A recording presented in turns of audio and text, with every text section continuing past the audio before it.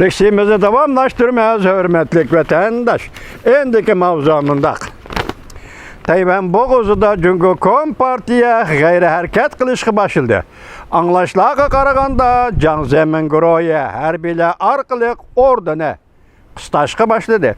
Mavzulu haber 11. ayının 26. günü Venbi torbitili ilan kılındı haber bundaq başladı. Çeslani etivite bugün Çeslağı 2021 yıl 11. ayının 26. günü. Tayvan boğazı vaziyeti Kompartiyanın İçki ziddiyet küreşleri tüpeyli ciddi ilişki başladı. Japonya İqtisad Uçurları Gazeti 24. günü haber kılıp mundaq görsetdi. Kompartiyanın Şarkı Deniz pilotu muşu ayının oturlarında Tayvan'dan Hualien arılının sırtıda tahlidi harbi manver ötközdi. Tahlilçiler mundaq görsetdi. Tayvan boğazı vaziyeti davamlıq örlüşü kən kölemlik yani davamlaşmakta. Amerika Cumhuriyet münasebetinin ciddiliği hem de Kompartiyanın işki vaziyeti tesiri küçüne tüven mölçerleşki bulmaydı. Duvi torbiti 24. günü munda haber kıldı. Can zemin Tayvan meselesi mine çırmap turuvatı da. Dedi mavzulu haber ilan kılınıp Xi Jinping'in orduğı kıstap Tayvan'da tezlik bilen kurallık birlik keltirişki zorladı. Dep körüstildi. Cungo azatlık armiya gizdi oğşaş bir günde haber ilan kılıp uruşka kanda kumandallık kılış doğrusu da hedef toxtaldı. Xuddi Xi Jinping'in koludan harbiy hukukunu tartib alıdığandek bilindi. Umumlaştırılan haberde mundaq görüştüldü. Tayvan boğazı vaziyeti köy sayın ciddilişip ketdi. Kompartiya keler ketim nime kılıdı? Her qaysı taraflar dikkat kılmakta. Alakadar matbuatla Cumhuriyet dairleri Tayvan meselesi kandak bir taraf kılıdı. Kıyıllaşmakta. Keçirimler kıyas kılışmakta.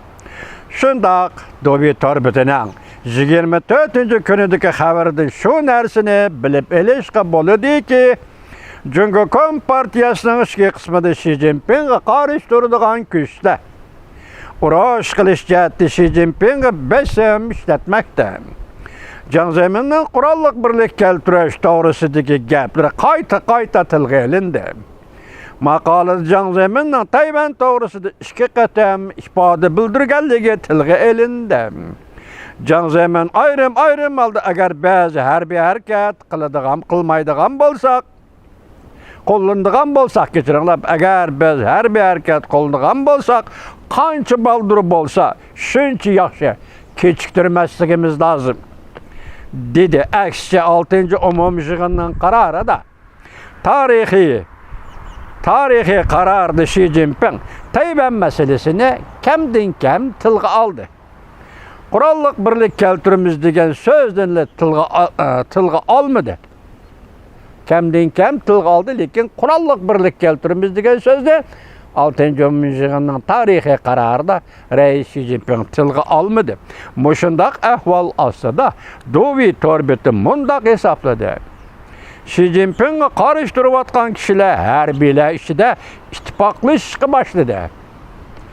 Azatlık armiya gazeti düşmanni köreligen kişi uruşqa kumandallık kılışı gerek.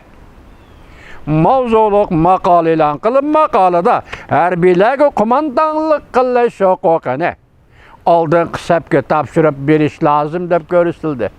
Demak, mushu jumlaga qarasangiz, Cumhuriyet Kompartiyasının ishki qismidagi vaziyatning qaysi darajaga yetib kelganligini ko'rasiz vatandosh.